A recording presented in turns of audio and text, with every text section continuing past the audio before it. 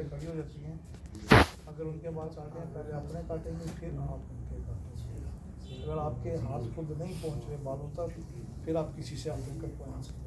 वहाँ मांगने वाली खड़ी होती 2 4 5 हज़ार लेके बाल काटती हैं, आपके पास कैंची नहीं है, आप उनको पैसे दे के कैंची खुद लेके खुद काटेंगे। और हमें आपसे कोई लालच नहीं होती, सिवाय सिर्फ ये कि आप दुआ में याद रखें यहाँ भी और वहाँ में हमारे लिए इस अदारे के लिए। इसके अलावा कोई लालच नहीं। जिन्होंने शुरू किया वाजान उनके लिए।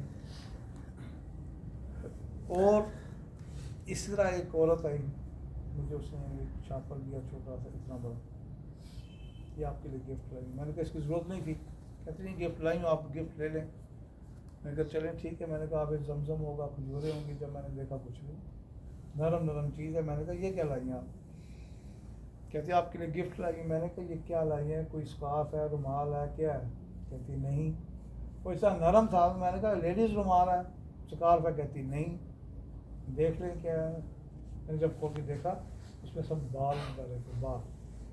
कहती मैंने जितने उम्र किए हैं, मेरी बेटी ने जितने किए हैं, ये बाल जो काटे आपको दिखाने के लिए लाए। तो मेरी तरबियत ये नहीं है कि आप दिखाएं, ये बाल काट के वहीं का गुनाह, वहीं की जनायात है, वहीं की डस्टबिन में फेंकना। याद रखिए। कुछ औरतें ले आती हैं यहाँ, चाची के इसमें डाले, यहाँ ले या अपने घर की दीवारों में डाल। तो ये बाल वहीं का गुनाह है, ये वहीं फेंक के आने, ले के नहीं आने। ठीक हो गया।